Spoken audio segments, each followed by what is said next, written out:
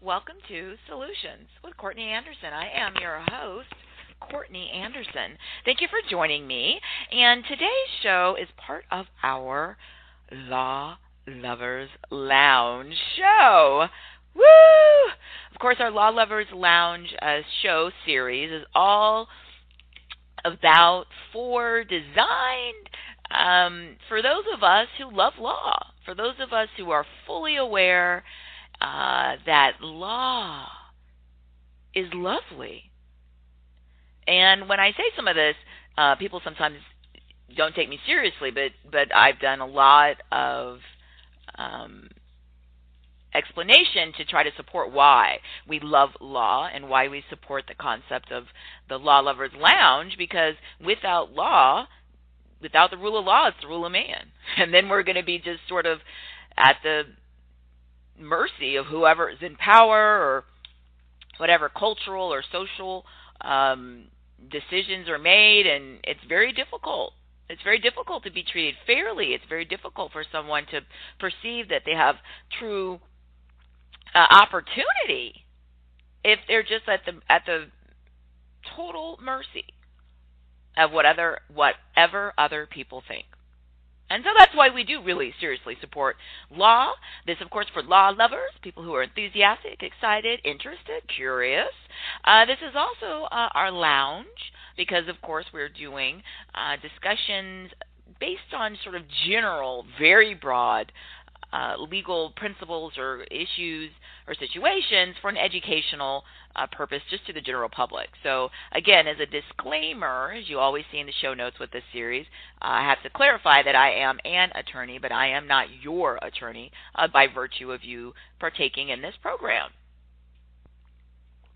And, of course, you can always come to CourtneyAnderson.com for more information about all the different programs and services that I am engaged in professionally, and then specifically with legal issues. My law firm site is litigationmitigation.com. So again, let's get to our topic. So we're in our Law Lovers Lounge series, and our topic today is, I don't have any stuff. I don't need a will, right? And so the idea here is, hey, look, I don't have any stuff. I'm not rich. I don't need to waste my time thinking about a will or any of this type of stuff that lawyers do because I don't need it. Okay.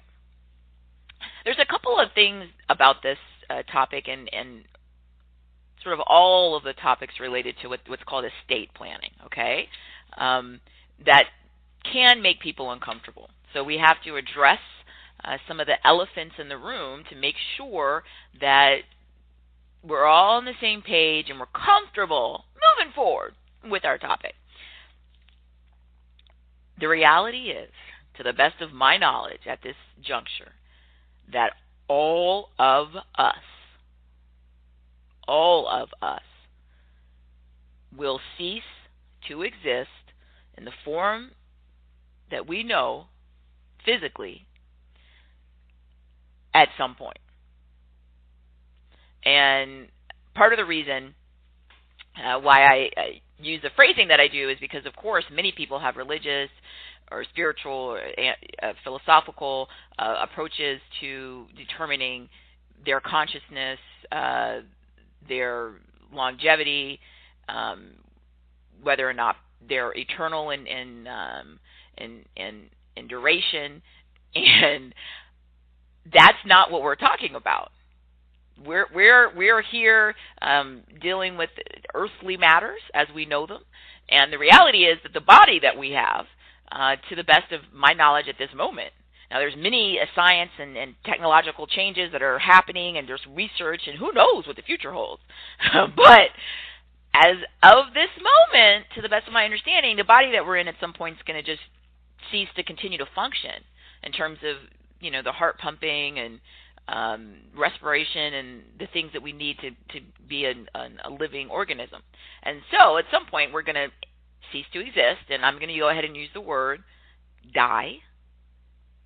There will be a time where we, as we're listening and right now sharing time together, we won't exist. And the biggest obstacle for dealing with legal issues and questions about wills and things of that nature tends to be, as it has been in my experience, and I've been practicing law since 1998, has been that it's a very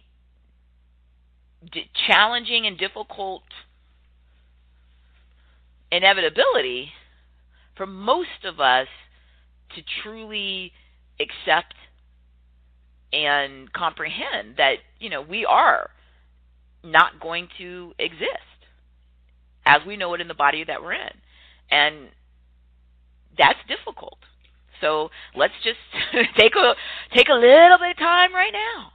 There's no point to start talking about what the law says without understanding why people don't write wills and why people don't make plans for what's going to happen when they cease to exist in the form as they currently are physically manifested. And again, the majority of the reason is that people just don't want to deal with it. It's difficult to think about, and it's difficult to accept. So let's just, again, let it sink in. Okay. Assuming that it's sunk in, let's keep going. So accepting the premise that at some point I, you, we all will cease to exist in the bodies as we know them, as they are, but here's the challenging part about this. So maybe here's the harder part now that I think about it. Maybe it's not just that we cease to exist as we know ourselves or perceive ourselves to be, right? In our bodies, we understand. That I think is not, maybe that's not the hard part. Maybe the hard part is that we'll cease to exist, but yet everything else will continue on, right? So we'll cease to exist, but our stuff, our car, our clothes, our trash, our, computer, our stuff will last. Some of it, potentially, will still exist, and then we don't exist. Maybe that's the hard part for people to comprehend. Maybe it's not that we cease to exist that's so challenging to wrap our heads around and plan, but maybe it's the idea that, okay, we'll cease to exist, but other things will stay? Like my dirty laundry will be here, and somebody's got to deal with it, but I'll be gone? Maybe that's it. Because when you think about it, it's kind of unfair. I guess we would ideally like it where if we're going to cease to exist, everything else should too, right? So that way, there won't need to be any estate planning or wills or anything like that, and we can move on with our lives. That would be great. Understanding that when we cease to exist, so will everything else, and nobody will be around to deal with all these legal issues about who gets your stuff and all this kind of issue, because there won't be anybody else, and all your stuff will be gone too. Okay, that certainly is a possibility. We certainly know when we examine all the options that we humans have created, it certainly is an option that maybe there'll be some sort of cataclysmic, either man-made or natural event that sort of just destroys our entire species simultaneously, or pretty close to it. If that happens, then nobody will need a will or estate or anything, estate planning, because we'll all sort of either at the same time or pretty close to the same time be gone, and all of our stuff will be gone. Okay, so let's just leave that on the table as a potential option. Moving forward, assuming that there's not that outcome, that we all, every entity that's a human and all of our stuff is gone at the same time, but the more common event that's occurring, like literally at the moment while we're having our show right now, that people right now are ceasing to exist. Their bodies are ending in terms of the continual ability to support life, and they're leaving that physical manifestation. It's happening literally right this moment, right? So we're going to go ahead and hold out the possibility, certainly, that we could all go at the same time, which certainly can happen. But until that eventuality, let's look and see what's happening today and what could happen in the future, and let's begin to walk through the process of why our topic, which again, our topic is, I don't have any stuff. I don't need a will, right? And explore why this is a somewhat common perspective that people have. Okay. All right, so the first part is that we've accepted the premise for the purpose of this conversation, and we will cease to exist as we understand it physically, and that there's a probability that other people will still exist, and some of our stuff will still exist. Okay, so for those of you who have not experienced the death of anyone close to you, meaning somebody that you know like is in your everyday life, usually family or really close friends or loved ones, then it's difficult to understand how much people leave behind. And I've had a variety of life experience. So certainly I've had a lot of clients and people I've worked with in terms of helping them understand whether or not they should decide to create what's called a will or not. And also my own personal life, I've had let's be positive, I've had the diversity of experience where, yes, I have firsthand experience of what it's like to lose somebody really close to you who doesn't have a plan. And I also have some diversity of experience of people. Sometimes when people live a longer duration of time, so somebody, you know, is 70, 80, 90 years old, many times the longer you live, the more people start to, you know, think like, oh, okay, well, I'm 70, 80, 90, 100, whatever. Maybe I will go ahead and start thinking about the fact that my body may cease to exist sometime, you know, in the future. And you get a little bit more interest in people writing wills and things of that. When you get younger people who live only, you know, 20 years or 30 years, or even less than that, it becomes difficult because you are dealing with someone who hadn't typically, just as a demographic group, thought about wills. You know, who at 25 usually thinks about this type of thing? Unless you have somebody who's in a job that's very dangerous, many times then people in those types of, you know, jobs do then think, oh my goodness, I'm in a higher risk profession. All that is to say this. I'm begging you to wrap your head around the concept that the reality as we understand it at this moment is that you're going to cease to exist. And it doesn't matter whether you're, you know, 22 or 92. We all face the same reality. And the thing that's challenging about this is, except for a very small group of people who have, you know, some helpful forewarning. In other words, some people are, you know, diagnosed with some sort of, you know, medical condition, you know, it's terminal, and they get pretty good data that they're going to have, you know, you have 6 months to live, and it seems pretty accurate. Then they can plan, but that's not a guarantee that's going to happen. And many of us don't get that warning at all. You know, you wake up and you go about your business, and you were run over, you know, by a bus or a train, or you know, here comes a hurricane, you know, or a tsunami, or I was in a car accident. Like, you don't plan it. And again, that's why it's so important to make a decision if you're listening and thinking about these things, that you can't rely on these sort of cliche responses. A lot of people will say to me, well, hey, I'm 22. I'm not going to sit around and worry about a will. I'm so young. I hear you, but what guarantee do you think you have that you're going to live to see 23 or 22 and a half? I think sometimes there's that arrogance we get caught in.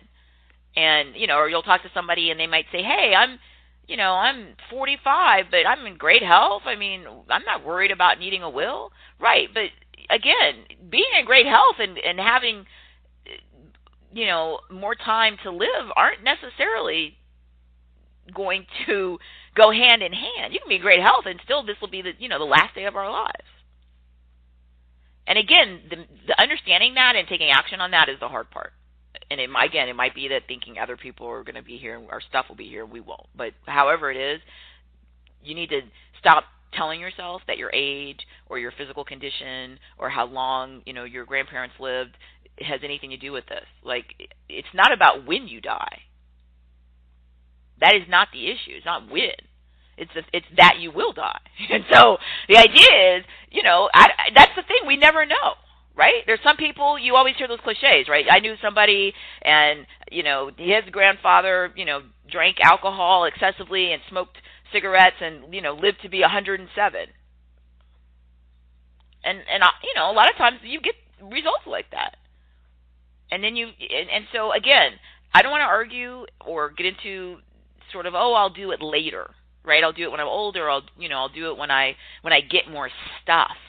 But I'm begging you to accept that, you don't know what or when any of these things are going to happen. You do know it will happen, and I strongly advise you to take the time and to start making some decisions and take some action now. So let's start working through it. Okay, so part of this argument is that we just went over, that people sort of fight against the idea that they're going to die. I just tried to make some sort of argument that accept that. The idea that you don't have any stuff, so you don't need a will, let's go into that. First of all, what's a will? The idea that most people have in their mind is like a will is a piece of paper, and on that paper you wrote down kind of who gets your stuff. Like I want my favorite tennis shoes to go to Fred, my best friend from 3rd grade, and I want my collection of stuffed animals to go to my friend Susie, who I've known since I was in high school. Okay, that's kind of the idea. The idea is that it's your stuff, and we're going to get to how much stuff in a minute, but it's your stuff, right? And so the idea, sort of big picture, is it's your stuff, so you get to decide who gets your stuff. That's the idea. The deal is you have to be able to tell people that, and since you understand that when people get your stuff, you'll be dead, how are they supposed to know who gets what? So that, sort of this idea, sort of generically, that you see in the media, in a movie or TV show, where there's going to be the will, and it's a piece of paper, and like they read it, and okay, so and so gets my stuffed animals, and somebody else is going to get my dirty clothes, and another person is going to get my dishes. Okay, great. So that's roughly correct, because it makes sense, right? Like I need to know who gets your stuff. You're dead. How do we know you're going to get your stuff? All right. So for those of us, let's start with this. Let's start with a group of people who come from a perfectly healthy family situation. Okay. The will, again, is ideally you telling people who get your stuff. Historically, the best way for you to tell people is to write it down, because, again, you're not going to be alive, and we don't know what you wanted. So historically, the will is written down. Now, here's the thing that's going to be really specific, like we talk about in every legal program, right? So in every legal program we talk about, there's so many different laws. So that there's laws that are federal or national laws that apply everywhere in a nation or a country. And then you got underneath that, you have all these little subsections of each nation or country where there's states or different districts, and they all have their own laws that only apply within their little geographic area. And then on top of that, in some parts of the world, you'll have other laws that apply in a certain state or a certain county or a certain other like narrow geographic area. So depending on literally where you physically are located on the planet, then you're going to have different rules that are going to dictate, how you figure out what you can do to leave your list of your wishes of who gets your stuff. Okay, so if you decide that you're not going to, quote, make a will, right? You're not going to go write down your stuff list, then I'm going to tell you that in the United States and in many parts of the world, even if you yourself never wrote down on a piece of paper or anywhere who gets your stuff, the government already has their own list. So I'm going to this is incredibly important. The argument that's the title of the show, I don't have any stuff, I don't need a will, right, is not sensical. It's not logical. Here's the deal. Everybody already has a will. Everybody already has a will. Every single person. And I'm speaking again from a U.S. Perspective, but this is very similar in other parts of the world. The government writes out what's going to happen to people who don't write down their own list. So basically, the title of the program should be, I don't have any stuff. Should I keep the will that the government wrote for me, or should I make my own? That's the real question. There already is a will for everybody.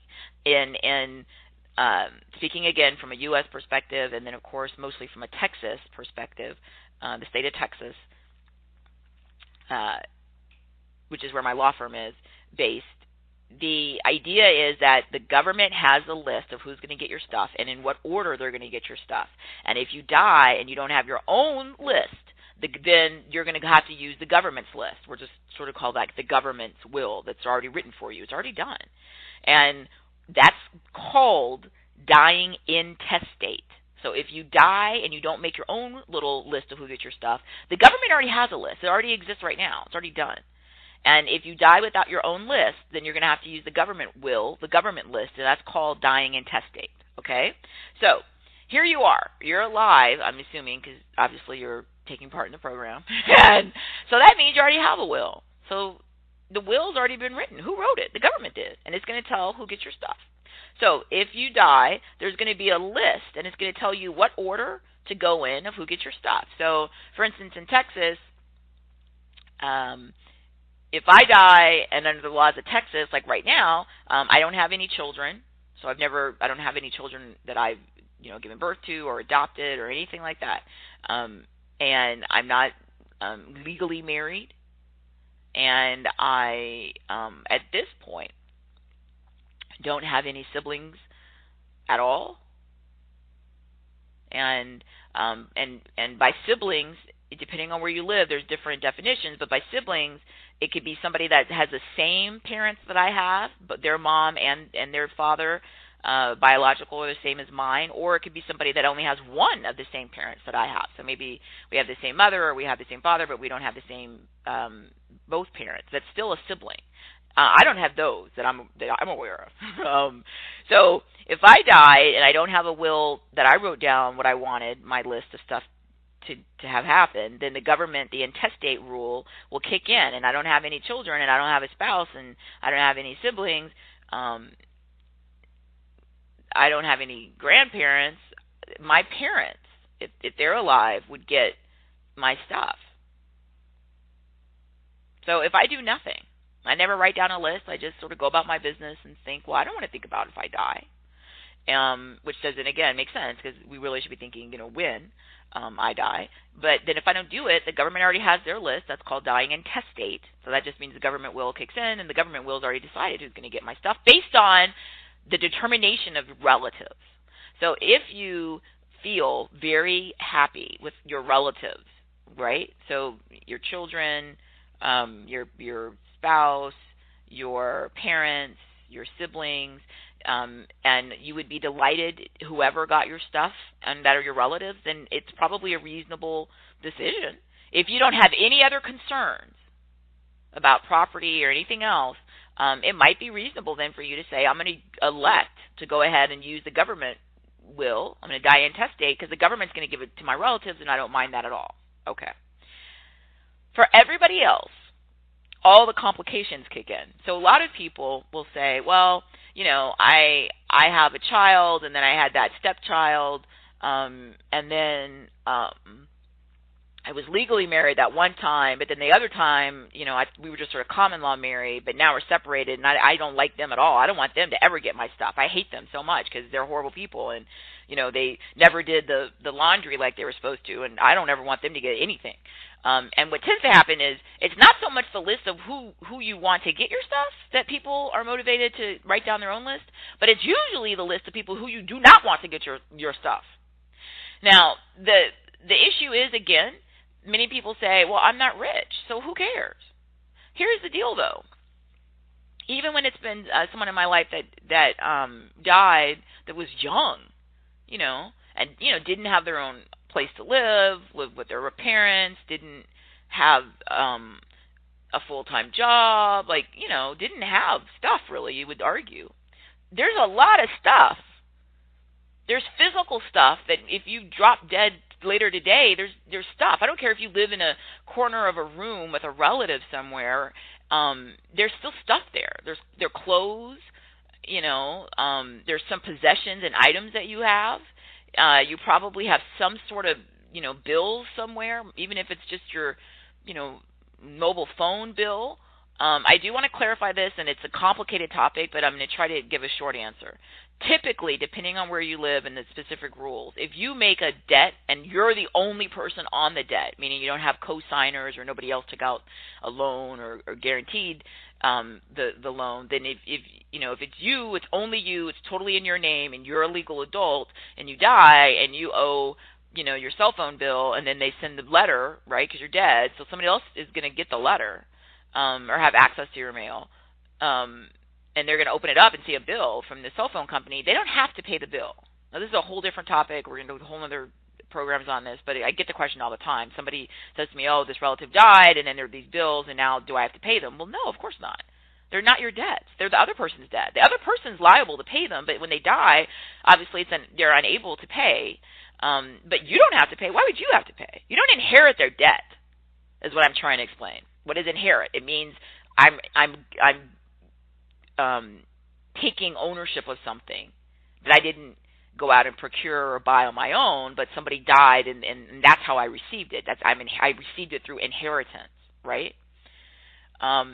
So you're not inheriting their debt. Now, again, that's if you don't have any other details, right? So it's not that there was a cosign or not that you were legally married at the time. It's really important, and there's totally different programs that I do. But you have to understand this. Once you start adding in complications and layers, and complications are good things, right? Like, oh, getting married is awesome. It's awesome. Okay. But when you do that, then there's all types of laws that kick in that start to dictate who gets your stuff and how long they get your stuff, even if you don't like that person anymore and you don't want them to get your stuff. So when we do the programs and you access, and if you're interested in these, and go through and look at, trying to understand some of the consequences of decisions like marriage or adopting a child or adopting a stepchild, they're really big decisions. And the thing about the idea that you don't have stuff, you don't need a will, is there is stuff. And somebody has to make decisions. I know even, when I've known people young and they die and they were not even working full time and live with, family members, little paychecks came in after they died, right? And it became a thing where people, started to argue, well, hey, the check may only be for like, whatever it is, I don't know, $100 but we want to cash that check. And it's like, well, you can't go cash it because the person is dead, and you're going to need paperwork. You're going to need all the paperwork to be able to establish that the person died, to be able to establish that you have the legal right to get their stuff, to allow the bank to cash it and give you the money. And so it might be seemingly little things, but even if you don't have your own place, even if you're not, you don't have any money, and sitting in a bank somewhere, there's stuff, and somebody's got to go through all of that.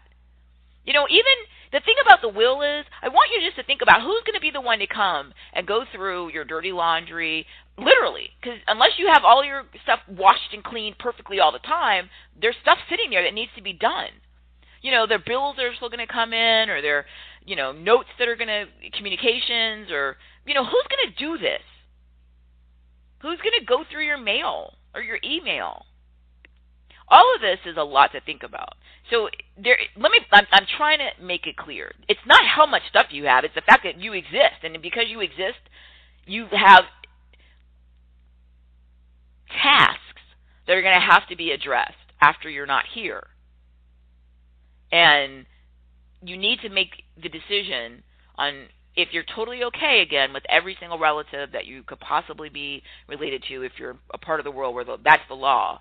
In the U.S., in many parts of the world, that is a law, so they start with. Because the government, remember, they wrote their own will for you. They don't know you, though. So they don't care. They don't care that you haven't seen that one uncle in, 20 years and you can't stand them. They don't care. All they're going to do is start going down to try to find out legally who's related to you. And if you don't have any children, you don't have a spouse, you don't have any parents, you don't have any siblings, you're just going to keep looking and looking and looking as far as they have to go. There was a story in Nevada relatively recently where somebody passed away and they found all these literally gold bars on the person's home, right? But it's like, well, the person they couldn't find a will, right? They couldn't find where the person had made their own list and written down, who they wanted to get their stuff. And so the government then literally just goes back through government records, right? Birth certificates, whose name is on that. And they start trying to trace to find random relatives. And if it's going to be like your eighth cousin that you've never known, who lives in Brazil, that's who's going to get your stuff. And you need to think about, again, who are they going to be likely to show up and go through your dirty laundry, or, things have to get done.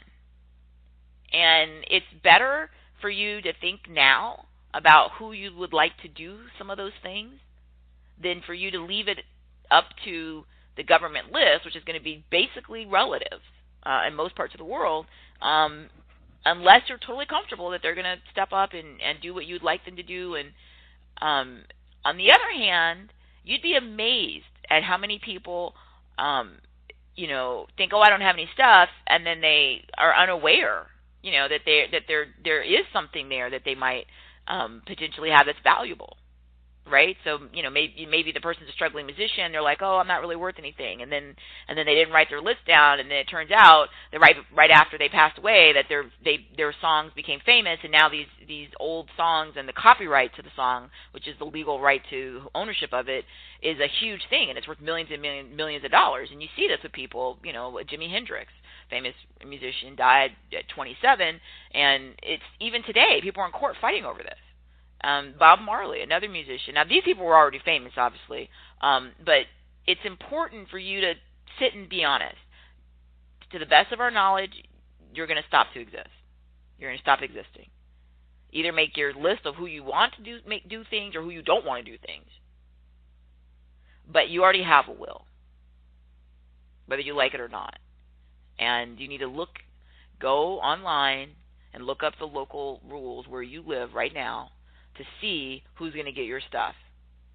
And at a minimum, do that. It's free. It'll take you just a few minutes. Okay, so you're going to look up the, intestate, and then put down where you live. So intestate, Maine, or intestate, Florida. If you're in another part of the world, put in the search engine, die without will, and then put in wherever you live, and then go start reading government or official credible sources to try to figure out what the rules are where you live. And that'll already tell you, because you already have a will. It doesn't matter how much stuff you have.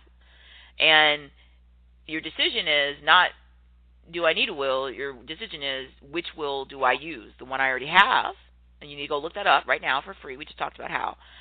Or you need to make the decision, well, now that I think about it, I really don't want that to happen. And maybe instead of the little bit of stuff I have, go into these other people, maybe I want to give it to charity. Maybe there's a certain charity or foundation or cause that I'd like to donate to. But you need to step up and take responsibility for the fact that you are you, and no one else can make these decisions. You're going to either stick with the will you have, and I want you to go look that up now, or you're going to make another one.